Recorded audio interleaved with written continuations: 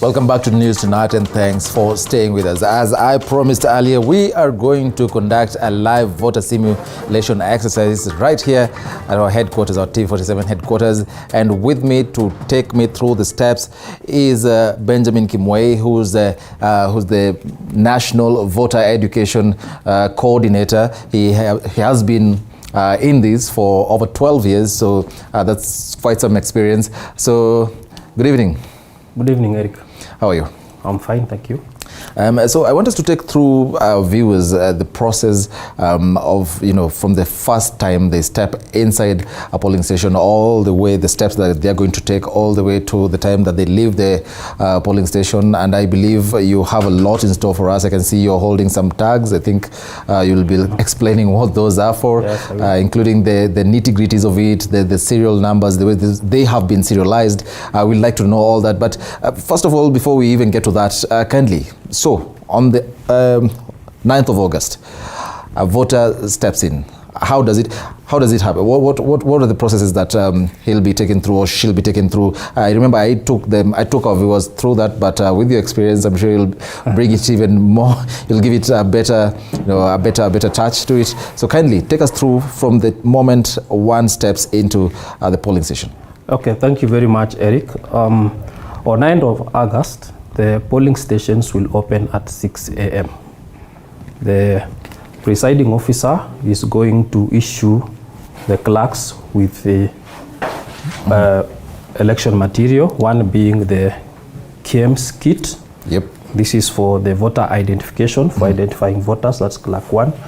The presiding officer will also issue ballot papers. So let me take you back kindly, sir. Yes. This is a KEMS kit. Yes. A voter walks in a polling station, their details are captured. These are just the preliminary stages of it. What if one does not? Because that's very, very important. What if one is a registered voter, but then again does not have identifying documents with him? Well, this kit contains information that were captured during the voter registration. Okay. The voter information that were captured during the voter registration, and it has the biometric information of the voters who are registered in this polling station. Okay. And the voter will come. Yes. The clerk will ask him or her to provide the ID. Then he will check the voter if he has or she has voted anywhere by looking at the fingers, the nails if they have been marked. Then asks the voter to place his thumb on the scanner. Yes. There is a scanner here on the kit that the voter will place. Yep. And if that voter is registered in that station, it will pop out the biometric details of that person. That's the face, the picture that we took during voter registration, their names, the ID number, and the date of birth. When the clerk will take the ID and check vis-a-vis the person who is present there. And that was my question. What if the person does not have ID, the identification document? What happens? For you to be able to vote, you have to come with the document that you used to register. Okay, exactly. If you registered with a national ID, you come with your national ID. Okay. If you registered with a Kenyan passport, you come with that passport. Okay, thank you. Yes. If you do not come to the polling station with those documents, any of those documents used, then I'm afraid we may have to turn you away. Okay. Yes. Then carry on. Thank you. So after the voter has been positively identified, the clerk will tick. There is a soft tick. You'll just tick to say that person has been admitted, and then gives back the ID to the voter and asks the voter to go to the next clerk. Okay. The next clerk will issue ballot papers to the voter. It's normally one clerk for 2 ballot papers, so 6 ballot papers, 3 clerks. But for this simulation, because of space, we will have one clerk issuing 3 in this case. So normally it would have been 3 clerks issuing 2 ballot papers each? Yes. Okay. In any particular order? Not in any particular order. Okay. Yes. So the clerk will stamp the counterfoil, the counterfoil of the ballot, and then stamp the back. It's counterfoils here. You stamp the counterfoil here. You stamp here. Yes, and the back of the ballot. Okay. Yes. And then cut it.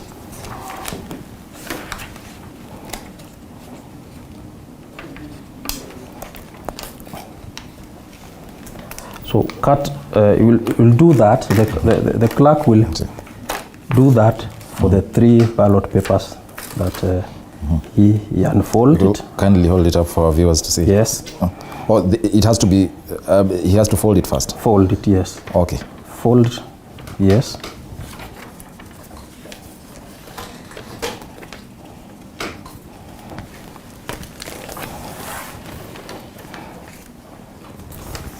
So as a voter, once you are issued with this ballot paper by the clerk, ensure that it is stamped at the back. Ensure that it is stamped at the back with an IEBC stamp, and it is folded vertically. The reason why we fold vertically is because the candidates are horizontal. If you fold it this way, you are likely to have the ink on this part of the candidate maybe touching on the other candidate, and that may bring a dispute. So it is folded like this and issued to the voter. Okay. So this is just for one position, and this is for the president for this simulation exercise. So that's the president. Then you move over to the member of National Assembly, the county assembly. So for the president, it is white in color. Okay. For the member of National Assembly, it is green in color. For the member of county assembly, which is the MCA, is beige in color. And for the governor, it is blue. Then for the Senate, it is yellow. Yellow. And for the county woman representative to the National Assembly, it is pink. Okay. Yes. So now you've picked all the 6 ballot papers. What next? So the voter has been issued with the 6 ballot papers. Now the voter proceeds to the polling booth. Okay. Where he is going, or she is going to to tick, or rather make a selection of the candidates the voter prefers. And this one is secret. No one is allowed to film or take any picture of that. That is the safeguarding the secrecy of the ballot for that particular voter. For voters who can't read, will they be allowed to have people that will assist them? Yes, voters are allowed to have an assistant. And what are the qualifications for any assistant? A voter who would need any assistance will come with an assistant of his or her own. And this assistant must be 18 years and above, have a national ID to prove. Okay. And the assistant will be required to sign what we call an oath of secrecy by a person assisting a voter. And all that so is that here. He is bound to make the choice of that particular voter secret. Yes. So I believe that's Form 32. Another way that a voter can be assisted, if a voter comes and he did not come with an assistant, the presiding officer is mandated to assist. He will assist the voter, but with the presence of agents, so the agents witness that the presiding officer has actually made the choice that that voter prefers. And agents are not allowed to divulge that information because they are also under oath to keep the vote secret. And I see that is also captured here on page 6 of the PSD, Polling Station Diary. That is Form 32, Declaration of Secrecy made by a person assisting a voter, right? Yes. So I'll be talking about that in details. But yeah, so after this stage, what next? Now, after the voter has made his or her choices in the 6 ballot papers, the voter will proceed to cast the ballots. And he will pick according to the colors, the ballot papers and the leads. Ballot boxes. And the leads of the ballot boxes correspond. For They have example, corresponding colors, eh? Yes. For example, this is for the president. It is white. So the presidential ballot paper will be white. Okay. This one is for the member of National Assembly. The ballot paper for the member of National Assembly will be green, just like this. For the member of County Assembly, it will be beige. And the governor, the ballot paper will be blue. And for the senator, the ballot paper will be yellow. And the woman representative, the ballot paper will be pink. Okay. So the voter will place according to the colors. After that, the voter will be marked on the small finger With of the indelible left ink. using an indelible pen. Here we have, like this one. And this one is permanent. It will just go and grow with the nail. You can't remove it. So even if I mark you here, maybe your nail could have grown before August. But you will, I mean before 9th, but you will. So I'm not going to mark anyone with this one now. It's okay. Before we welcome our voters, whom I hope will vote for me, these boxes look, there has been issues of ballot stuffing, and they look open. So what happens? This can be tampered with. At 6 a.m. or some minutes before 6, the presiding officer is going to seal the boxes so that voting can commence. And this one is done this way. You can have this. The presiding officer takes the ballot box. He shows to the agents present that it is empty. And now he proceeds to cover and seal using these seals. These are seals with serial numbers. He's going to seal the box.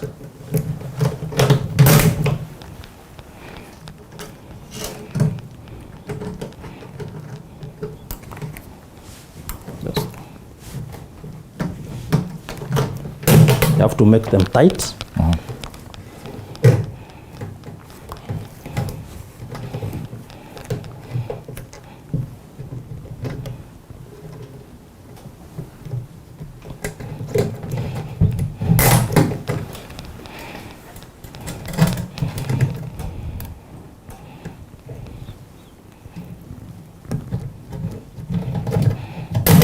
So this box is now sealed.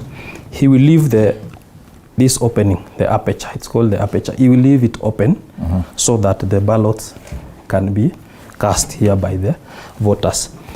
After doing that, the presiding officer, using our polling station diary, shall record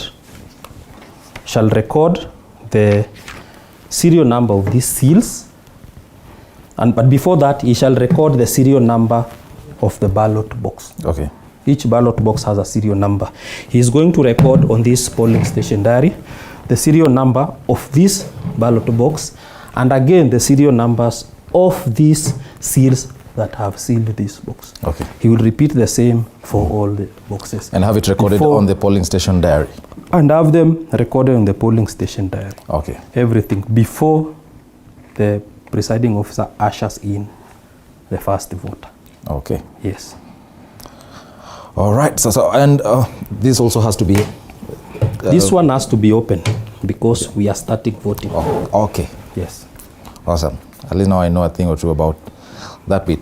So you do the same and record, do the same and record. So as my producer Tony Murigi ushers in our voters, because I just want us to have that simulation live on camera. It is not anybody who will usher in the voters. It is the presiding officer, which is me now. I am the head of the station. You're the head of the station. Yes. Apologies for that. And after I have done the sealing, I am going to announce that TV 47 polling station is now open for voting. Okay, well, in that case, Anthony, okay. In that case, Tony Murigi has been dismissed of his duties. We have our new presiding officer. So yeah, let's start this. So the presiding officer, we welcome the first voter. Okay. Sasa, thank you. That is Benjamin Kimwei, who's the voter education coordinator, the national voter education coordinator for this simulation exercise. He'll be the presiding officer of TV47's polling station. As you can see right there, we have our first voter. Her details, I beg your pardon, her details are being confirmed by the first clerk with the KM's kit. And so basically this is what is going to be happening on the 9th of August, 27 days to that very important day. Remember, this election is has been quite competitive. It is the most competitive election yet in the country, and so the Independent Electoral and Boundaries Commission is ensuring that the whole process is going to be seamless. This is part of their voter education efforts to ensure that the process is seamless and everything goes well as planned. So, well, there she goes.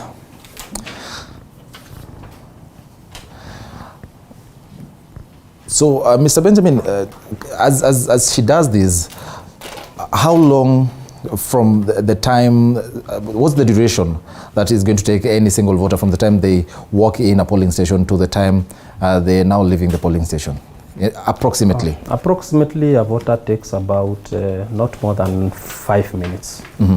Yes, from the time the voter comes to be identified, to being issued the ballot papers, and heading to the booth, making choices, and then coming to cast. Okay. Yes, it's about roughly 5 minutes, but that does not mean because we have 700, it is 5 minutes by 700. What happens is, as the voter is at the booth, we are ushering in the next voter. Wait until she heads to the booth.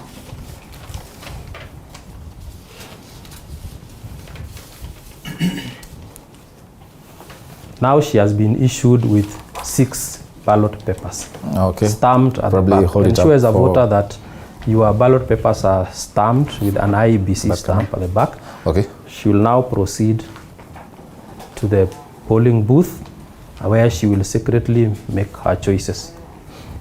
Okay, Benjamin, I want, as the next voter comes in, Karibu.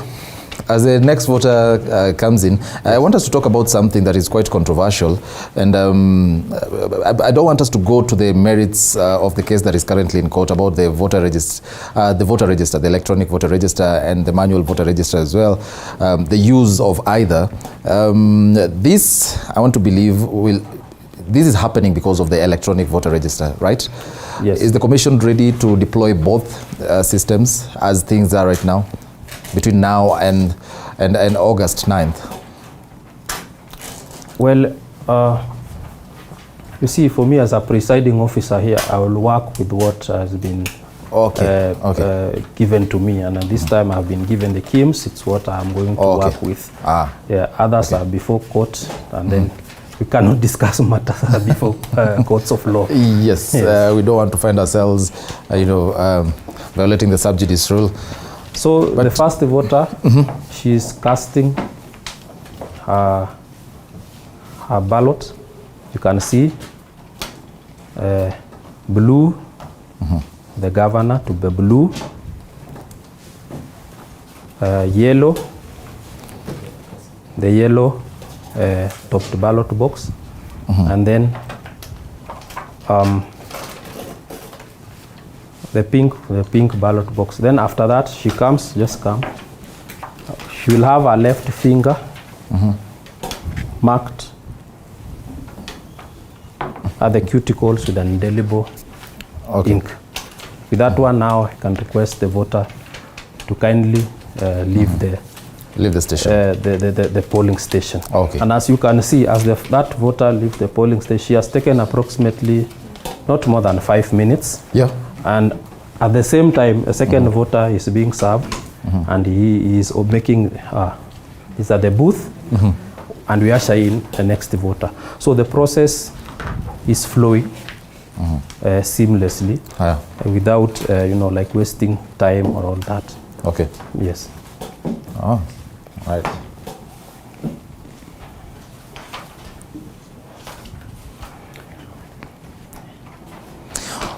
Well, and I know politicians have been talking about this, and as this simulation exercise is revealing, is that the process can really be very, very seamless and smooth. But then again, there has been, the issue of, let me put it as politicians put it, voters protecting their votes, probably encouraging, several politicians encouraging their supporters to hang around a polling station.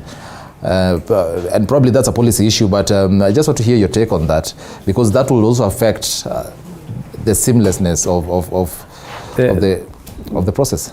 The law prescribes that the polling station should be, people should be at the radius of 400 meters away. Yes, when you are in the line, you are a prospective voter, you finish voting, you go and stay beyond 400 meters. Okay, there's a voter about to walk away before yes, there's being back with the indelible link. Just want to show that you mark the voter. That voter has voted. So he can even have evidence to his friends that he has voted and encourage them to come. Now, as we are doing that, there's a case of a voter who did not come with the ID, the national ID. Neither did he come with a passport. He came with the job card. And in that case, he will not be allowed to vote, and I will ask him to kindly go and come with your ID, your national ID. We are open up to 5 p.m. in the evening. Okay. The next voter.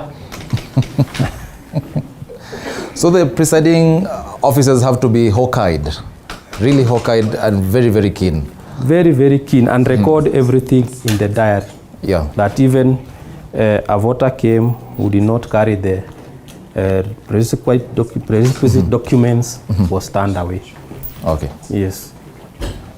So next voter is coming, and the process continues like that from 6 a.m. to 5 p.m. And as that continues, since the station opened at 6 a.m., at 9 a.m., the presiding officer is supposed to report to the returning officer at the tallying center how many voters have voted at that time, and record the same in the polling station diary. At 11 a.m., the presiding officer will report how many voters have voted as at that time. Okay.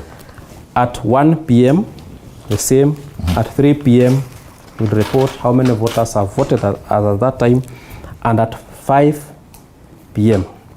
Now, our station closes at 5 p.m. Yeah. But if you still be at the queue by 5 p.m., you will be allowed to vote.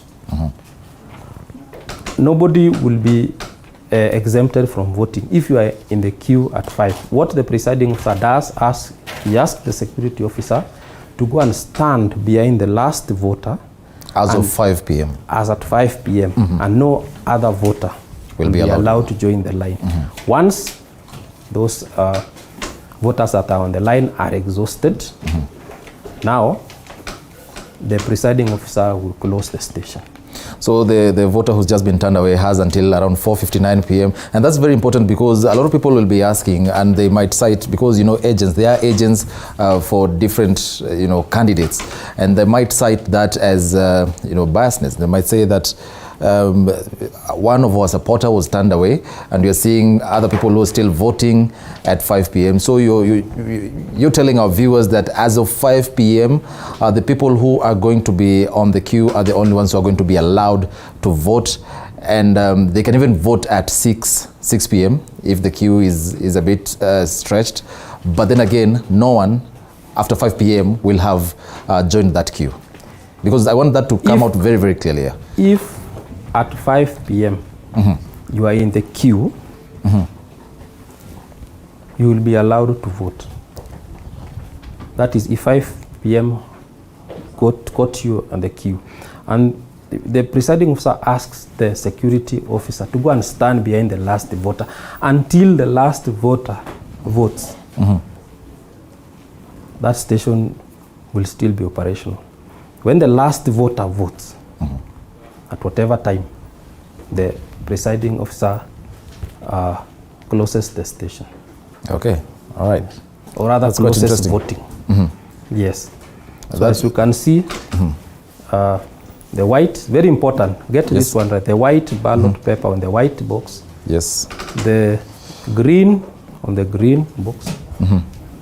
The beige on the beige box, is doing very well. The blue, yellow, and pink on pink. Then you can have the left small finger marked, and you can leave. Now, there are no more voters. Okay. There's voter apathy at TV47's polling station.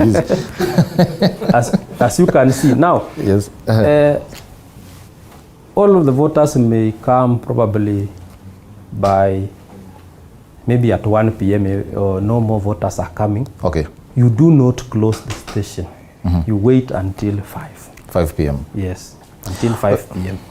Let's just take our viewers through some of the, some of the features that you have on your ballot papers this time around. What you can see, or rather what you're seeing right now on your screen, is at the different ballot papers for the 6 elective positions in these coming polls. The senators' ballot paper is yellow in color. These are just samples. You can see the candidate's photo and name right there, and then there's the party candidate symbol. The first candidate there, you can see it's an apple, and the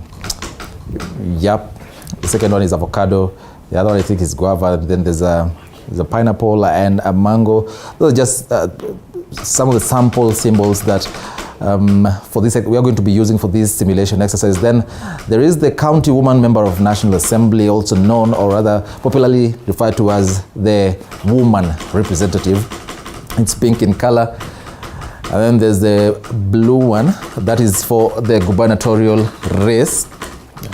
I don't know if my director can go to the others from number 1 to 3. Kevin, kindly.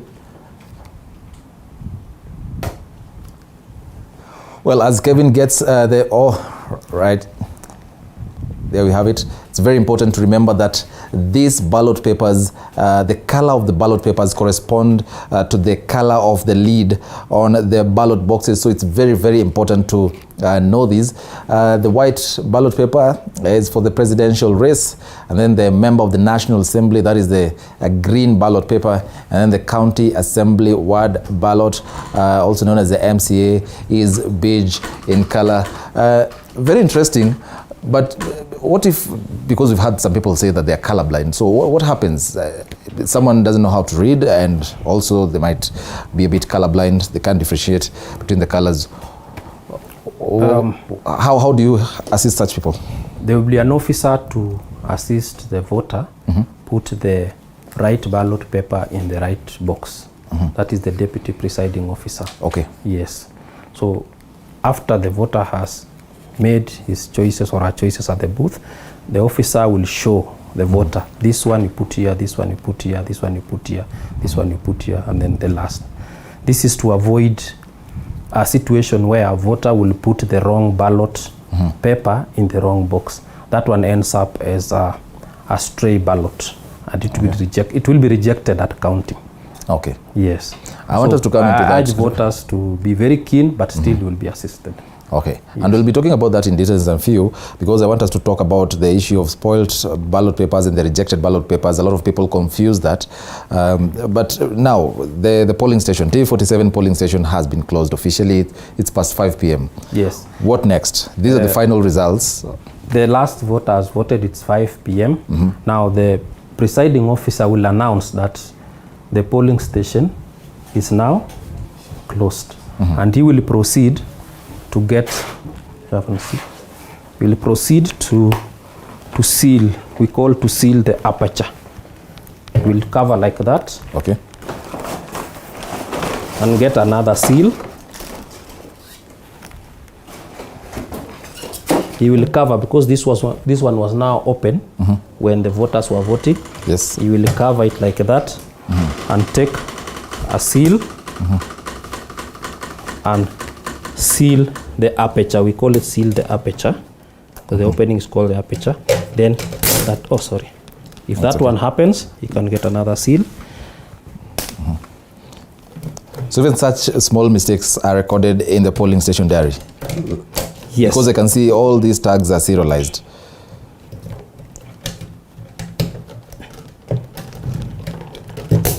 You will see like that and record this one at the incidents part of the polling station diary. That seal number this broke when it was being used to seal the aperture. There's a section of the polling station diary where the presiding officer fills that information. So with that one, the presiding officer will proceed and do the same for all of them and seal this way. Now this ballot box is sealed. Nobody can add anything. Okay. The presiding officer in the polling station diary shall record the time he sealed the ballot box and the station closed. And now from there, that polling station turns from being a polling station into a counting station. He shall rearrange the place. The tables can rearrange the tables.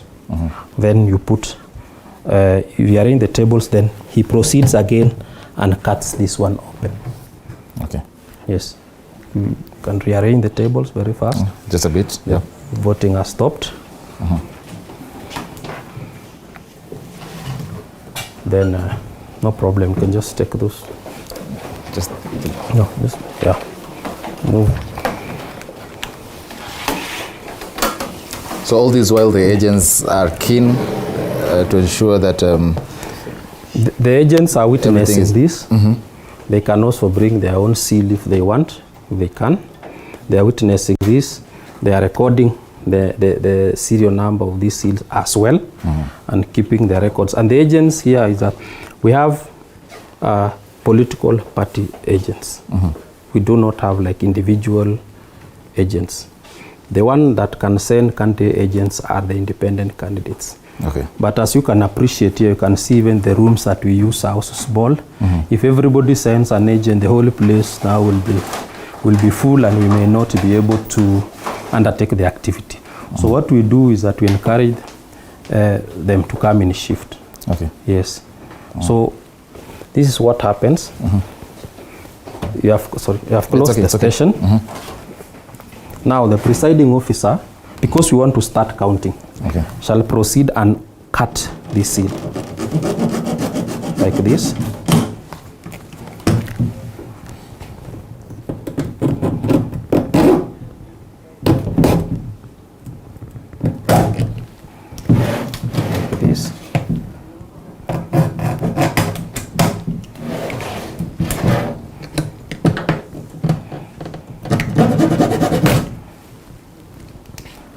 Now you will notice I have cut the 4 on the sides and I left this one. Okay, and why is that? Because this one was to seal the voting, and when I open like this, I don't even need the aperture anymore. Now we take these seals carefully and keep them in an envelope. Oh. Yes, because if you misplace and yet you recorded in the diary, if there's a petition later, you may not be able to prove your case. Oh, okay. Yes. So do like this. Then you show the agents that it's empty. It's empty. Haven't left anything out. Then, because they are folded, as a presiding officer, you take them like this, you put them upside down. Sure that you have the IEBC stamp. Put them upside down like this, all of them like this. Okay. So we can all confirm that they have an IEBC stamp at the back. Now, I shall assign the clerks to take the votes for each candidate. Okay. Yes. So, but before that, the counting will be like this. The presiding officer picks and shows the agents. The agents will be able to say, they will be able to say that vote belongs to who. Okay. And the candidates here, we had Amka Kweli, number 1. Number 2, we have Leta Bahati. Candidate number 3 is Naiku Ujuzi. Candidate number 4 is Pata Leo. Candidate number 5 was Zaidi Mingi. So we had 5 candidates for the presidential race here in this sample ballot paper. And as you can see, it is for who? The first one. The first one. They say the first one, then I confirm. This is Amka Kweli. I give to this clerk. You hold it. I then do again like this. This for the second. That is Leta Bahati. I give to the other stand here, clerk. Then we have this one. It was stamped in front and not at the back. Okay. Yes. So what happens in such a case? Because so this one, the voice of that voter also matters. Yes. This one indicates that it was issued by IEBC. Okay. It is our ballot paper because it even have a stamp, just like that. It's only that it was put at the front. Okay. It will still count, but we put it at the back. Now this one belongs to who? The second one is Leta Bahati. Now this can be disputed because the agents may say it was supposed to be at the back. Then as the presiding officer, I say it is our stamp. Okay. I make a decision and say this one belongs to Leta Bahati. So it's at your discretion as the presiding officer. You're very powerful. You are going to make that call. The presiding officer has that authority to make a final decision on the disputed ballot paper. Okay. Interesting. Disputed vote. And the only place that decision can be changed is at the court of law. If somebody probably lodges a petition, it's opened, and the box is open and it's checked, the law, the courts can make a decision on that. Because once the presiding officer seals this box, he will not be able to open it again. Now, with that, he picks what we call Form 34A. Give me that one, the other.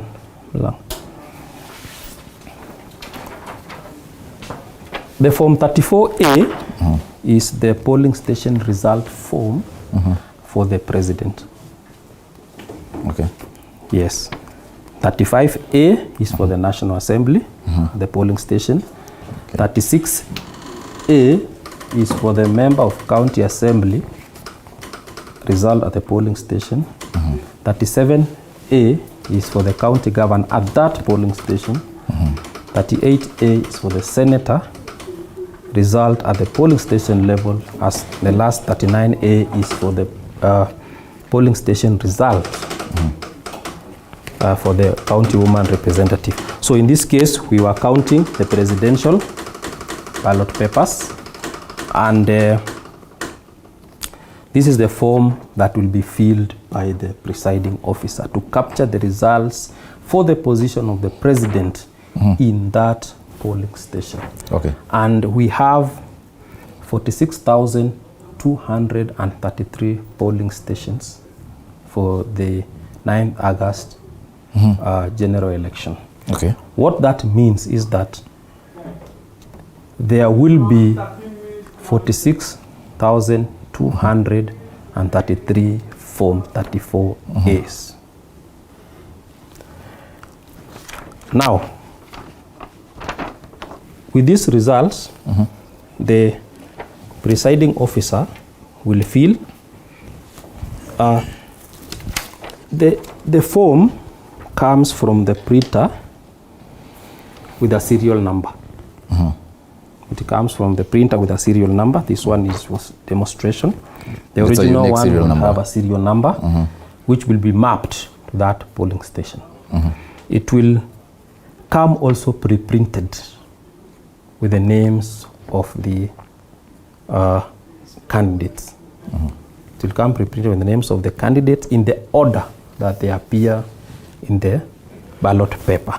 So like this one, if you are able to see, on the ballot paper, the first candidate is Amka Kweli. It is Amka Kweli on the form 34. A. Letter Bahati number 2. They say Maku Ujuzi, Pata Leo, and Zaidi Mingi. So they are sequenced the same. Okay. Now here the presiding officer shall record the number. Let's say there were 10 registered voters. There was no rejected. Okay. There was no objection rejected to. There was one dispute. So number of valid votes 3 are 3. So the serial number of the disputed one you record, the serial number 001, and it was given to which candidate? Where is it? It was given to letter Bahati. Okay. So given to letter Bahati. Then the others, Amka Kweli got 1 vote. A letter Bahati got 2, and then the others got 0. Number of valid votes cast 3. And then now this form will capture the results of that polling station, the whole story. Then importantly, the presiding officer shall sign, and together with the deputy presiding officer, so that they commit themselves to the information on this form. And importantly, this form, agents who are present will be required to sign that they witnessed by appending their name, their ID number, the candidate or the party they represented, their contacts, telephone number, they sign, and date. If any agent refuses to sign, there is a section for the presiding officer to indicate why that agent refused to sign. There are so many reasons they can do that. And then finally, the presiding officer can make any comments of how the election was. And after doing that now, our Form 34As will come with self-carbonating, like the one you use at the bank. So when you fill the top original one, it will make copies to the other 5 behind it. Okay. So this a booklet, you make the first original one, it will make other copies. Okay. Now after that, after filling that has been signed, everything's okay, the presiding officer shall take back the ballots, the valid ones,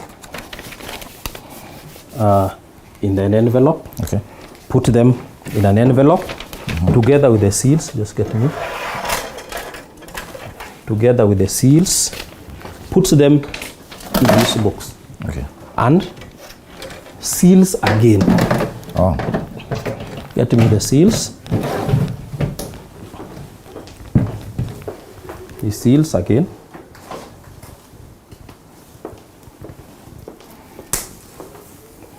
The way we did the first time.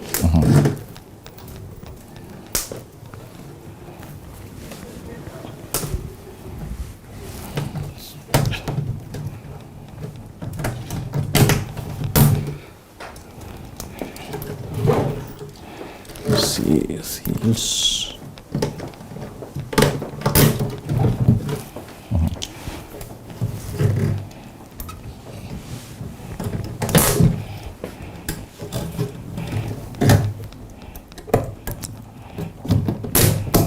After doing that, he records the serial number of the seals that he has used or she has used in the polling station diary.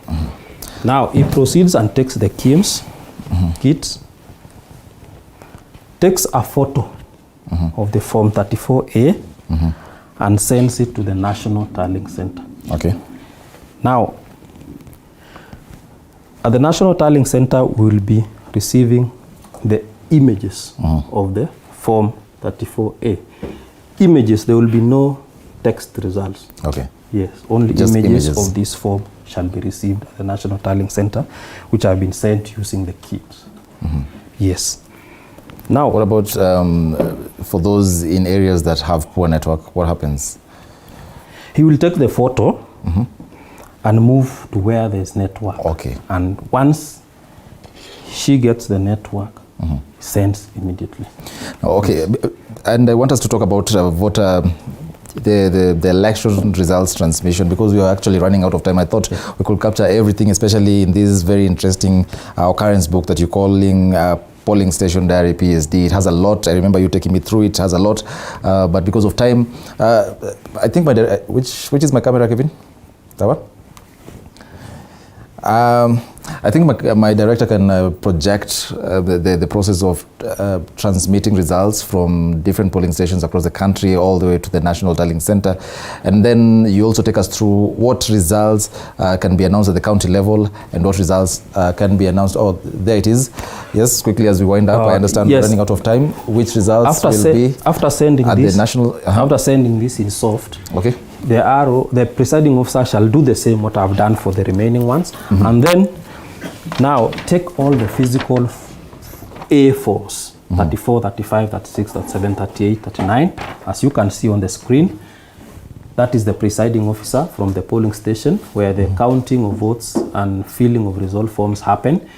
The presiding officer walks or driven to the constituency tallying center, where she will find the constituency returning officer.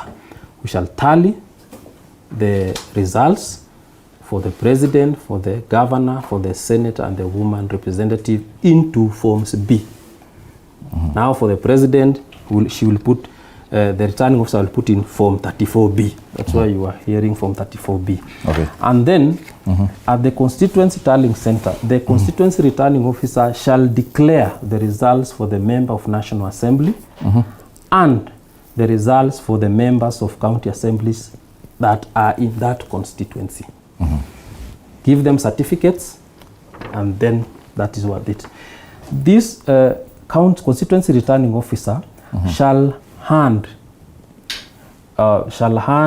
over the results in forms B for the senator, for the woman, and the governor.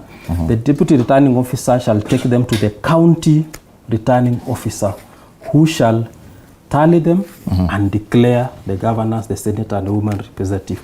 The constituency returning officer, where you can see seated RO, shall now take the presidential forms 34As and B for her constituency, take them to the National Tallying Center, physically the forms, where they will be compared with the ones that were sent on image, and a form 34C is generated that contains all the polling stations in the country. And the results there to 46,233. And from there, the chairman of the commission, who is the national returning officer for the presidential election, shall declare the president-elect. And for one to be declared president-elect, him or she must get 50% of all the votes cast plus one vote. So one person can actually make someone president. And again, must get at least 25% in 24 counties. At least 24 counties. Then the chairman shall declare the results, issue the certificate in form 34D, and forward the outcome of the result to the incumbent president and the chief justice. my director tells me that we've really run out of time, but I can see you actually had a backup plan. So do you have this for all the polling stations in the country, even areas where we don't anticipate that we might have a blackout? Yes, this one is used 2 ways, because the polling stations open at 6 a.m. It is still dark. Or for places where you don't have electricity, you light that one. Even if you have electricity, you still light. The electricity can, people might try some funny designs. Yes, and still in the evening when you'll be counting, because it will take long. Okay. So you light them, get ready. Even if there's electricity, they should be there lighting. If anything happens, you just will continue with the process. Even in the tallying centers we have. Okay. Yes. Well, thank you very much, Benjamin Kimwei. That's a lot. I could have taken 1 or 2 feedback from SMS feedback from our viewers, but I understand that we've really run out of time. Thank you so much for educating us, myself included, together with your team. Asante sana, we say thank you very, very much. It's a pleasure. Thank you very much. Well, so that's it. Kevin, which camera? Well, that's how we wrap it up on News Night. This has been the voting simulation exercise right here at TV47's polling station. And as you've seen the exercise, Benjamin Kimwei, who's the National Voter Education Coordinator, he's been in this for over 12 years, so you can trust him on such information. He speaks with a lot of authority. You've seen that the exercise is going to be seamless as he promises, so it's up to you now as the voter to coordinate, to really cooperate rather with the Independent Electoral and Boundaries Commission. Thank you so much for watching this on behalf, and that is on behalf of everyone who made this a success, including my director Kelvin Karatu and my producer Tony Mwirigi, and the whole team that has made this a success. It's really been quite some work putting up all this. I can see a lot of feedback coming in. 22047 is our SMS line. Some of it will respond. Our digital team, of course, will respond to some of it, but make sure to catch this on our official YouTube channel. It will be put up so that you can go through the steps of that very, very important day, the steps that you will go through on the 9th of August. Time now for me to say goodbye at exactly 11 p.m. Thank you so much for watching. God bless.